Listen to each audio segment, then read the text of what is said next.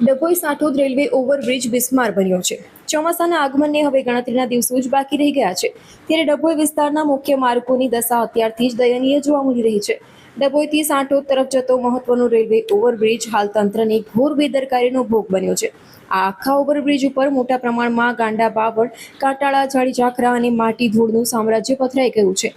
હજારો વાહનોની અવરજવર ધરાવતો મુખ્ય માર્ગ છે। નોંધનીય છે કે આ ઓવરબ્રિજ ડભોઈથી રાજપીપળાને જોડતો અતિ મહત્વનો અને વ્યસ્ત માર્ગ છે। આ રૂટ પરથી દરરોજ હજારોની સંખ્યામાં નાના મોટા વાહનો પસાર થાય છે। એટલું જ નહીં, વિશ્વ પ્રસિદ્ધ પ્રવાસન ધામો અને પવિત્ર યાત્રાધામો તરફ જવા માટે પણ આ મુખ્ય રસ્તો છે, જેમ કે પોઈચા એટલે કે નીલકંઠ ધામ, ચાણોદ અને કરનાળી, શિનોર, રાજપીપળા આ તમામ સ્થળોએ જતા યાત્રાળુઓ અને સ્થાનિક વાહન ચાલકો ફરજિયાતપણે આ બ્રિજ પરથી પસાર થાય છે। અકસ્માતનો ભય અને વાહન ચાલકોની પરેશાની બ્રિજની બંને બાજુએ અને ડિવાઈડરની આસપાસ ઉગી નીકળેલા ગાંડા બાવળ અને ઝાડીઓને કારણે રસ્તાની પહોળાઈ નાની થઈ ગઈ છે। વળાંક પણ સામેથી આવતા વાહનો દેખાતા જ નથી, જેને કારણે અકસ્માત થવાનો ભય સતત તોળાઈ રહ્યો છે। તો સાથે જ બ્રિજ પર જામેલી ધૂળની ડમરીઓને કારણે દ્વિચક્રી વાહનોની આંખોમાં પણ જે વાહન ચાલકો છે તેમની આંખોમાં ધૂળ જાય છે, સ્લીપ થવાનું જોખમ પણ વધી ગયું છે।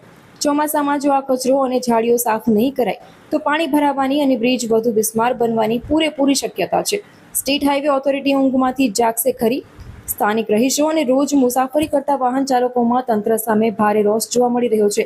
ચોમાસું માથા પર છે ત્યારે સ્ટેટ હાઈવે વિભાગના અધિકારીઓ ઘોર નિંદ્રામાં હોય તેવું લાગી રહ્યું છે।